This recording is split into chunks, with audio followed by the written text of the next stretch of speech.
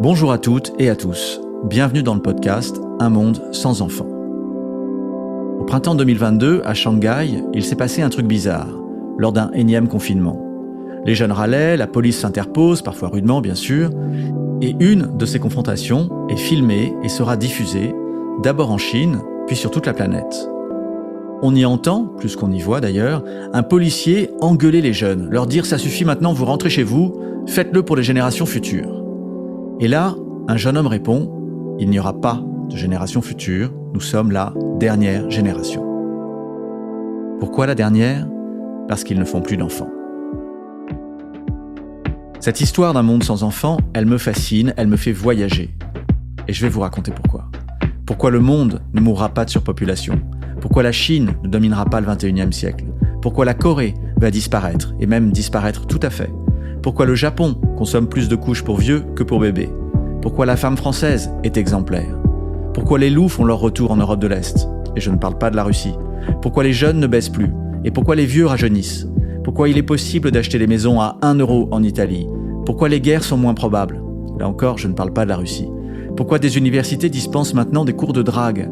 Et pourquoi, même en Inde, on ne fait plus assez d'enfants ? Bref, on va voyager.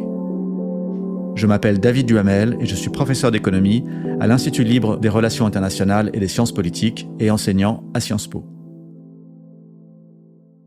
Pour moi, toute cette histoire a commencé il y a quelques années lorsque j'ai monté un cours à Sciences Po intitulé pompeusement « Défis contemporains ». Dans ce cours, destiné aux étudiants étrangers, je parle des grandes questions – croissance, climat, technologie, inégalité, mondialisation.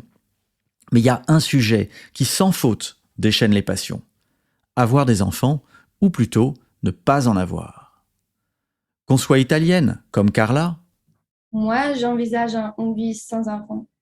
Lituanienne, comme Adelina. Right now, no. Là maintenant, non. Et pas seulement maintenant.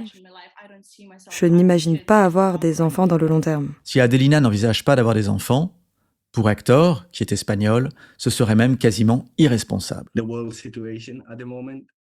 Pour moi, le principal problème, c'est la situation mondiale en ce moment. Dans notre monde, il est difficile d'être heureux, difficile de vivre une vie saine, une vie bonne, et je pense que cela va empirer. Daniela, qui vit au Mexique, partage ce pessimisme. Je pense que c'est une opinion impopulaire. Mais je ne veux pas d'enfants, et cela pour 3 raisons principales qui peuvent être réunies en une expression. L'anxiété à propos du futur. Ils sont tellement nombreux, ces étudiants, qui disent ne pas vouloir d'enfants. Alors pas d'enfants tout de suite, bien sûr, ils sont tous trop jeunes, mais aussi et surtout, pas d'enfants du tout. Mes étudiants sont charmants, mais ils ne sont pas représentatifs de la population de leur pays. Ils sont plus riches, plus libres, plus forts que la moyenne. Ils ont toutes les chances de leur côté. Et pourtant, ils sont très nombreux à d'emblée imaginer une vie sans enfants. On appelle leur génération la génération Z. Mais elle s'est peut-être donné un autre nom à Shanghai. La dernière génération. Celle qui ne se sent pas obligée d'avoir des enfants et qui n'en a pas forcément envie. Bon, là j'ai un problème. Laurent Kouchner, le producteur de ce podcast, me dit « Il faut que tu expliques pourquoi on doit t'écouter toi à ce sujet. » Alors je lui réponds « c'est super intéressant. » Il me dit « Non, pourquoi toi ? » Mais parce que j'ai des dizaines de témoignages du monde entier. Non, pourquoi toi ? En gros, il me demande de faire mon auto-promotion. Et ça, c'est difficile. En mexicain, Peña ajena signifie l'embarras que vous ressentez à voir ou à entendre quelqu'un s'humilier en public. En allemand, Schadenfreude désigne le plaisir que l'on peut prendre au spectacle du malheur d'autrui. Alors c'est mon premier podcast, Peña ajena ou Schadenfreude. Restez dans les parages et vous ressentirez l'un ou l'autre.